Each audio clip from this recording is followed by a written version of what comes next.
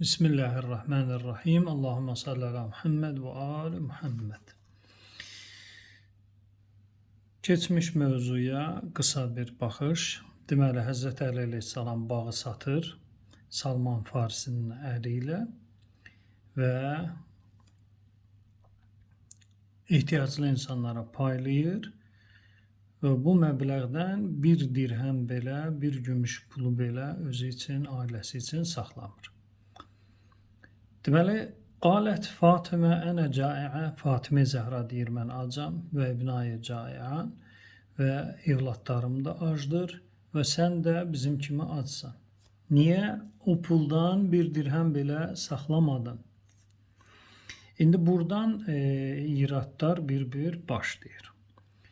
Və əxəzət bitaraf savb Aliyin əleyhissalam.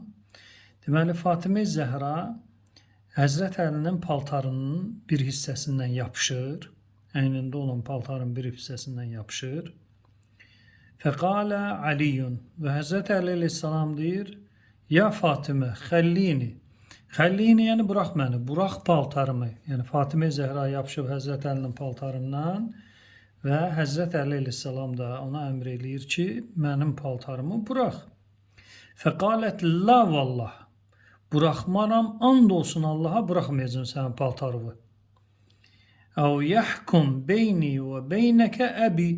Ta o vaxta qədər ki, atam, Peyğəmbər sənlə mənim aramda hakim olacaq. Əbi, yəni atam. Deməli, evin içində dava gedir. Xanım yapışıb Həzrət Əli əleyhissalamın paltarından və Həzrət Əli əleyhissalam da ona əmr eləyir ki, bırax, o da bıraxmır.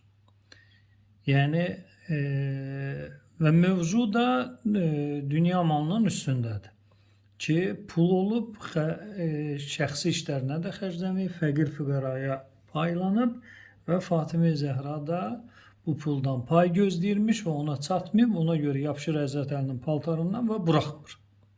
Və bu işə Allah Taala qarışır. Fəhəbata Cibrail alə Rəsulillah. Allahın əmri ilə Cəbrail əleyhissalam Peyğəmbərin yanına enir. Fəqalə ya Muhammed. Ey Muhammed. Əs-səlam yuqri'ukə salam. Salam Allahın adıdır, yəni Allah sənə salam göndərir. Və yəqul iqra aliyyən minnissalam. Və Həzrət Əliyə də salam deyir. Yəni Allah Cəbrail vasitəsilə həm Peyğəmbərimiz Muhammed sallallahu aleyhi və alihi və səlləmə və Həzrət Əli əleyhissalama salam göndərir. Və qulli Fatimə və Fatiməyə də bir xəbərdarlıq vardır. Fatiməyə de, leysə ləki ən tadribi alə yədeyhi. Deməli, sən ixtiyarın yoxdur ki, Həzrət Əli əleyhissalamın əlinə zərbə indirəsən. Deməli, burada ki, Fatimə Zəhra Həzrət Əlinin paltarından yapışır və Həzrət Əli deyir ki, xəllini, bırax paltarımı, bırax məni. Bu məqamda, belə deyək də, kiçik bir əlbiyaxa.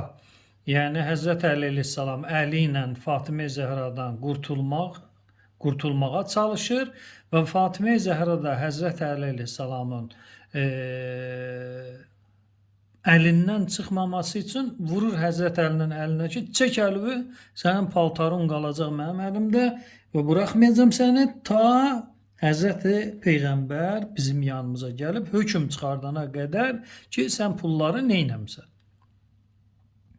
Allah Cəbrail əleyhissalamı nazil eləyir və deyir ki, Fatiməyə xəbərdarlıq elə ki, onun haqqı yoxdur Həzrət Əlinin əlinə vurmağa. Yədeyhi, yəni Həzrət Əlinin əlinə Fatimənin vurmasına leysə ləki, haqqın yoxdur.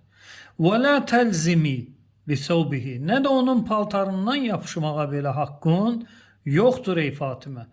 Fələmmə ətə Rasulullah sallallahu aleyhi və səlləm mənzil Ali aleyhisselam, o zaman ki Peyğəmbər gəldi Həzrət Əlinin mənzilinə, vəcədə Fatimə mulzimətən li Aliyin. Cəbrail əleyhissalam necə səhnəni vəsf eləmişdisə, o tərzdə də səhnəni görür, Peyğəmbər dəhşətə gəlir ki, ey Fatimə, bu nə hərəkət, bu nə addım, bu nə iş görürsən sən? Yapışıb Həzrət Əli əleyhissalamın paltarından və Həzrət Əli də ondan qurtulmaq istəyir. Fatimə də vurur Həzrət Əlinin əlinə ki, xeyr, əlini uzadıb, yaxıvıb mənim əlimdən qurtarmağa icazə verməyəcəm. Dava gedir. Yəni Allah bu hədisi uydurana lənət eləsin. La ilahə illallah. Deməli, Allah Teala Fatimə Zehraya tənbih eləyir ki, nə onu vurmağa haqqın var Həzrət Əlinin əlinə, zərbə indirməyə ixtiyarın yoxdur. Və la təlzimi bi thawbihi, nə də onun paltarından yapışmağa sənin ixtiyarın yoxdur. Fələmmə ətə Rasulullah mənzil Ali vəcədə Fatimə mulzimətən li Aliyin.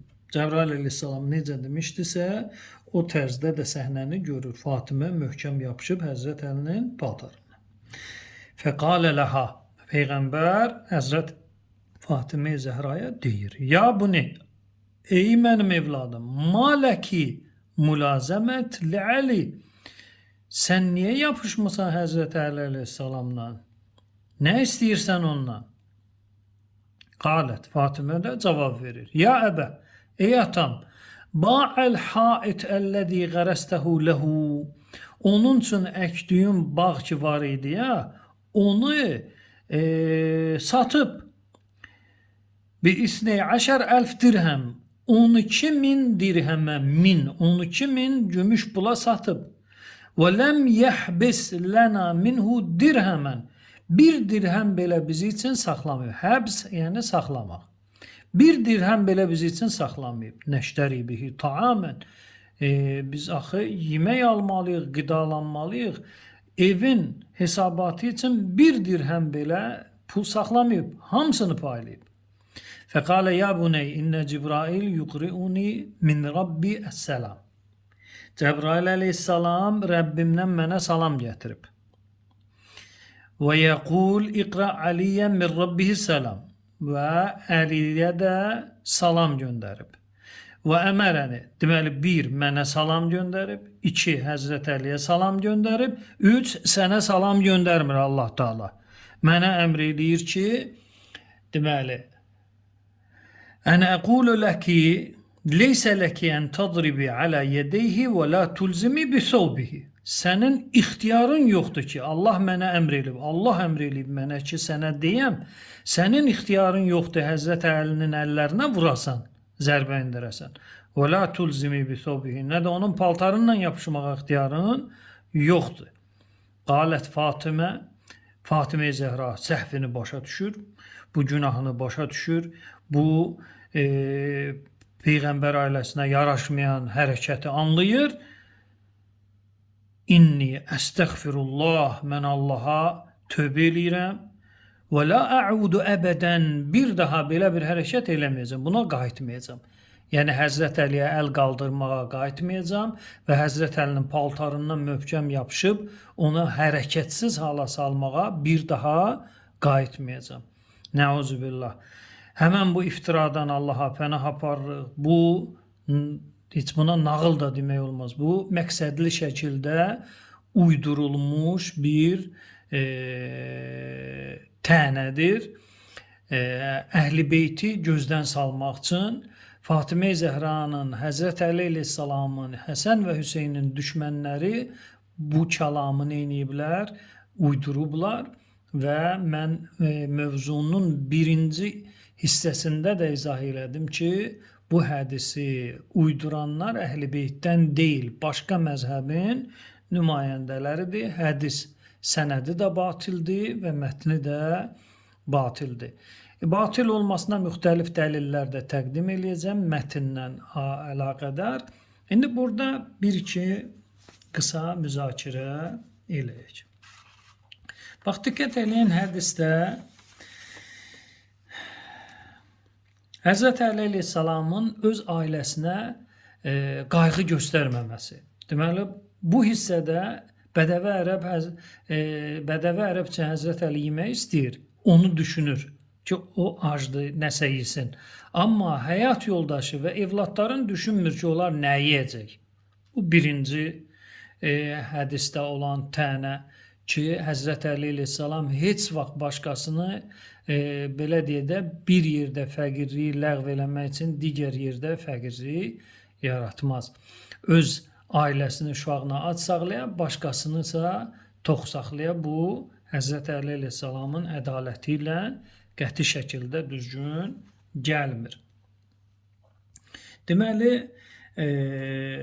hədisin ən müşkül hissəsi odur ki, Allahın Fatimə-i Zəhraya salam göndərməməsi və Allahın Fatimə-i Zəhranı tənbih eləməsi və s. adi bir qadın kimi öz ailəsinə, həyat yoldaşına vəfalı, sadiq olan bir fədakar xanım kimi də bu uydurma hədisdə Fatimə-i Zəhra vəsf olunmur. Deməli, birinci bu hədis buracan oxuduğumuz deyək səhnədə Həzrət Əli əleyhissalamın paltarından dünya malına görə Fatimə-i Zəhranın yapışması, möhkəm yapışması. Bu bir. İkincisi, Həzrət Əli əmr eləyir mənim paltarımı bırax, bir ər kimi, bir imam kimi və Fatimə-i Zəhra buraxmır. Deməli, həm ərinə, həm imamına itaətsizlik eləyir. Bu iki. Üçüncüsü, günahda, səhvdə and içmək ki, mən bu günahda vallahi davam eləyəcəm. Dördüncü, Həzrət Əlinin ədalətinə şəkk eləməsi.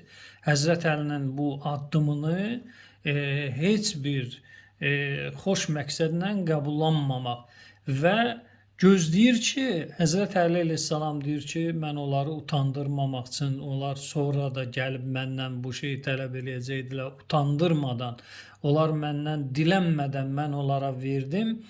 Həzrət Əlinin bu əməlini ədalətsiz hesab edir Fatimə Zəhra və ədalətli Peyğəmbərin hökmün gözləyir və hökmdə onun istədiyi kimi çıxmır. Tam əksi çıxır, Həzrət Əliyə bəraət qazandırılır, Fatimə Zəhra yenə də səhv eləyir, xəta eləyir, günah eləyir. Bu uydurma hədisdə. Deməli, bu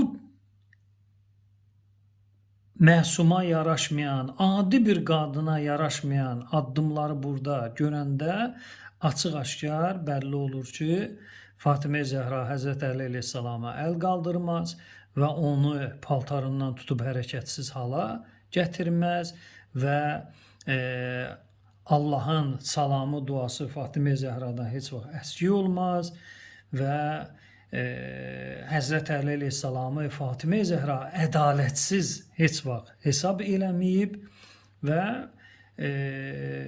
bu hissələri bir yerə yığanda görürük ki, bu bəndlərin heç biri Fatimə Zəhranın bir xanım kimi, bir Allahın Allah tərəfindən seçilmiş dörd bir qadından biri olmasını xələl gətirir və bu bəndlər kifayət eləyir ki, bu hədis nədir? Uydurmadır. İndi onun bu hissələrin etibarlı və daha güclü dəlillərlə ziddiyyət təşkil eləməsini də təqdim eləyəcəm. Deməli, bu qədər kifayət güman eləyirəm. Yerdə qalan hissələrsə belə deyək də adi tarixi bir kəlamlardır. Əsas bu hissələrdir, qeyd elədiyim hissələr. Vəssalamu aleykum və rəhmətullahi və bərəkatuhu.